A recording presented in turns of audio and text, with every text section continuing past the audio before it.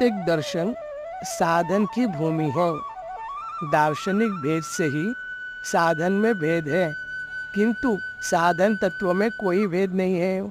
जिस प्रकार समस्त नदियाँ सागर में विलीन होकर एक हो जाती है, उसी प्रकार समस्त साधन साधन तत्वों से अभिन्न होकर एक हो जाते हैं। इंद्रिय ज्ञान से दर्शन का आरंभ होता है, इसी के आधार पर सृष्टि की स्वीकृति है। किंतु इंद्रिय ज्ञान से जो वस्तु जैसे प्रतीत होती है, वही वस्तु उसी काल में बुद्धि ज्ञान से इंद्रिय ज्ञान की अपेक्षा भिन्न प्रतीत होती है। इसी कारण इंद्रिय ज्ञान में संदेह उत्पन्न होता है। संदेह की वेदना जिज्ञासा जागृत करती है, और जिज्ञासा की जागृति इंद्रिय ज्ञान के आधार पर उत्पन्न हुई कामनाओं को खा लेती है। सभी कामनाओं का नाश होते ही जिज्ञासा की पूर्ति स्वतः हो जाती है, और फिर बुद्धि से अतीत के ज्ञान से अभिन्नता हो जाती है। इंद्रिय ज्ञान बुद्धि ज्ञान की अपेक्षा अल्प है, अर्थात अधूरा ज्ञान है। अधूरे ज्ञान का प्रभाव अंकित हो जाना दार्शनिक दृष्टिकोण से असाधन ही है। असाधन के नाश में ही साधन की अभिव्यक्ति निहित है।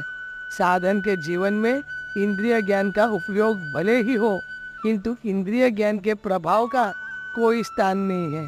इसी कारण बुद्धि ज्ञान से इंद्रिय ज्ञान पर विजयी होना साधन है। इंद्रिय ज्ञान का प्रभाव साधक में राग उत्पन्न करता है।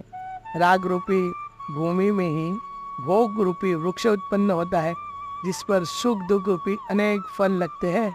जब साधक सुख की दास्ता तथा दुख के भय से पीड़ित होता है, तब उसे इंद्रिय ज्ञान में स्वतः संदेह होता है, जिसके होते ही साधक बुद्धि ज्ञान के प्रभाव से प्रभावित होने लगता है। जो जो बुद्धि ज्ञान का प्रभाव सबल तथा स्थायी हो जाता है, त्यों त्यों इंद्रिय ज्ञान अपने आप मिटता जाता है। जो जो इंद्रिय ज्ञान का प्रभाव मिटता जाता है, त्यों त्यों राग वैराग्य में विलीन हो जाता है। सर्वांश में इंद्रिय ज्ञान का प्रभाव मिटते ही साधक राग रहित हो जाता है। राग रहित भूमि में ही योग रूपी वृक्ष की अभिव्यक्ति होती है, जिस पर तत्व ज्ञान रूपी फल लगता है, जो प्रेम रस से पूर्ण है। इंद्रिय ज्ञान के आधार पर जो सृष्टि सत प्रतीत होती है, वह बुद्धि ज्ञान से सतत परिवर्तनशील प्रतीत होती है। सृष्टि में सद्भाव भौतिक दर्शन का पोषक है, और सृष्टि की अनित्यता अध्यात्म दर्शन को जन्म देती है। भौतिक दर्शन में कर्तव्य परायणता अर्थात सुख दुख का सदुपयोग साधन है, और चिर शांति एवं दुख निवृत्ति तथा सुंदर समाज का निर्माण साध्य है। सुख दुख का भोग असाधन है। सुख दुख की उत्पत्ति प्राकृतिक विधान है। सुख दुख में जीवन बुद्धि प्रमाद है। समस्त विश्व एक जीवन है, यही भौतिक दर्शन है। बाह्य अनेक भेद अर्थात आकृति रंग रहन सहन बोलचाल इत्यादि भिन्न होने पर भी वास्तव में हम सब एक हैं। जिस प्रकार प्रत्येक लहर सागर से अभिन्न है, उसी प्रकार शरीर विश्व से अभिन्न है। शरीर विश्व के काम आ जाए, हृदय प्रीति से भरा रहे और अहम अभिमान शून्य हो जाए, यही भौतिक दर्शन की पराकाष्ठा है। प्राकृतिक नियम के अनुसार सुख उदारता का और दुख त्याग का पाठ पढ़ाने के लिए आता है। इतना ही नहीं, उदारता त्याग को पुष्ट कराती है और त्याग उदारता को सुरक्षित रखता है।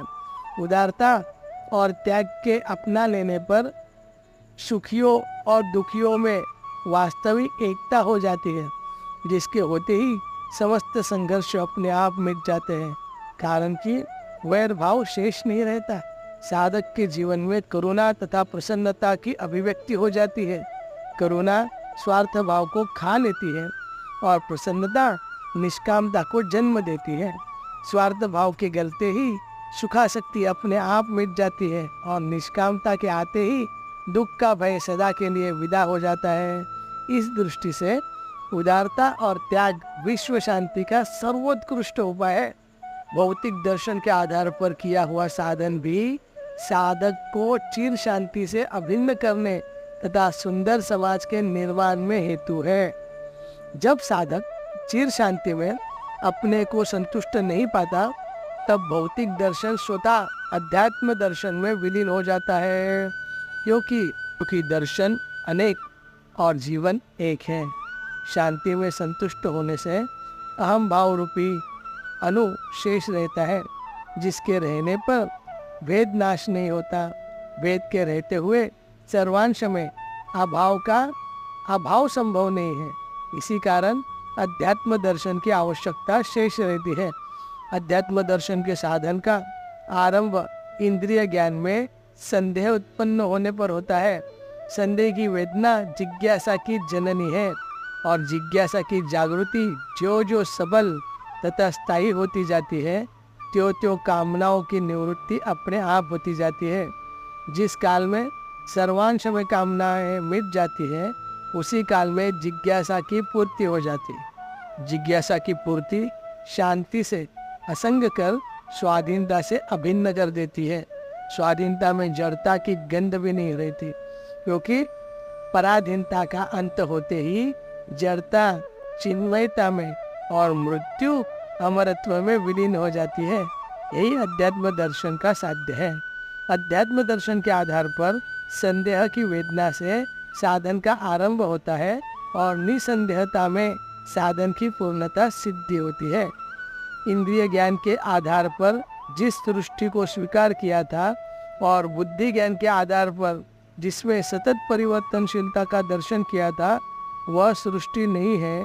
इस संबंध में अध्यात्म दर्शन का साधक निसंदेह हो जाता है, और सृष्टि के होने न होने में जो सदैव ज्यों का त्यों अपनी महिमा में आप स्थित है, उसके होने में निसंदेहता या निसंदेह होता है। अर्थात सृष्टि की अस्वीकृति और अनंत की स्वीकृति में ही अध्यात्म दर्शन का साधन निसंदेह हो जाता है। जिसके होने में निसंदेह है, उसका योग बोध प्रेम स्वतः सिद्ध है। योग शांति तथा सामर्थ्य का प्रतीक है। बोध स्वाधीनता चिन्मयता तथा अमरता का प्रतीक है, और प्रेम आनंद तथा अगाध अनंत रस का प्रतीक है। दार्शनिक दृष्टि से योग ज्ञान तथा प्रेम में विभाजन नहीं हो सकता, क्योंकि तीनों ही अनंत की अभिव्यक्ति है।